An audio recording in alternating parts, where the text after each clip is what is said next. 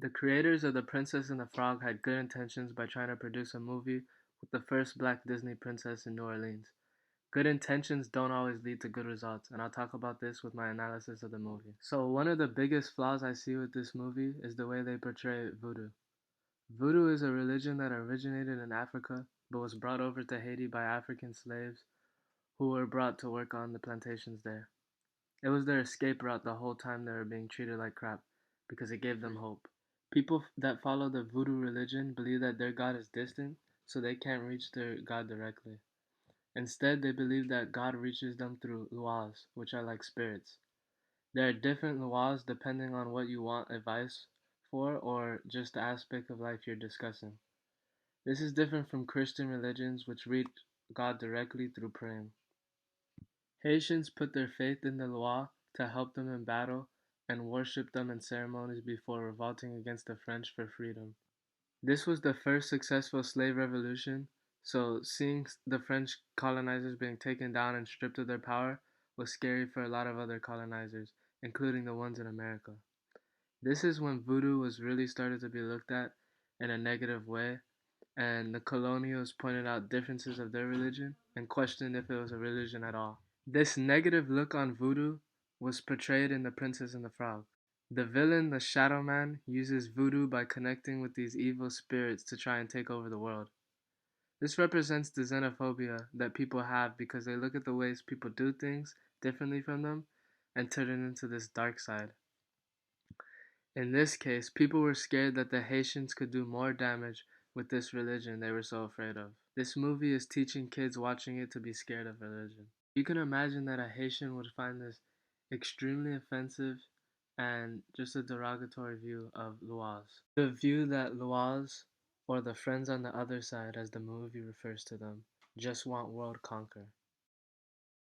The fact that Tiana was a frog for the majority of the movie also wouldn't spark pride from black people. All of the other Disney princesses had their different stories of coming up and defeating the villain, but Tiana's way put her on the same level playing field as other animals. If she was going to become a frog, the process being out of her control would have also been better. The reason she becomes a frog is due to kind of a stereotypical thought about the black race, about trying to take the easy route.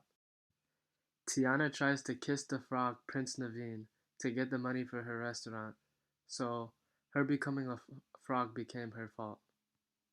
While she was a frog, animals were teaching her and the prince things, so they were equals with the animals at that point. At the end of the movie, Charlotte kisses Prince Naveen as a frog after 12 o'clock, but doesn't turn into a frog herself. This is confusing since she wasn't a princess at the time, since she was only a princess until 12 o'clock. Does this mean the only people that can be cursed into becoming below humans are colored people? The colored men in particular weren't represented well in this movie. Tiana's dad was only in the beginning of the movie, and he was a good father from what we saw, but it was only for a short period of time until he died and was non-existent in most of the life that they showed of Tiana in the movie. The southern cook that worked at Tiana's restaurant was rude.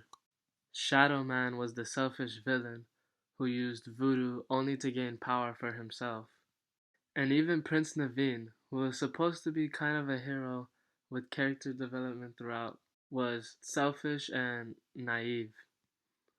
I don't think the writers and directors intended to offend people and portray black people and Haitian culture so negatively, but you have to be careful when trying to express culture in a film like this, especially as Disney, reaching the large and mostly young audience they do.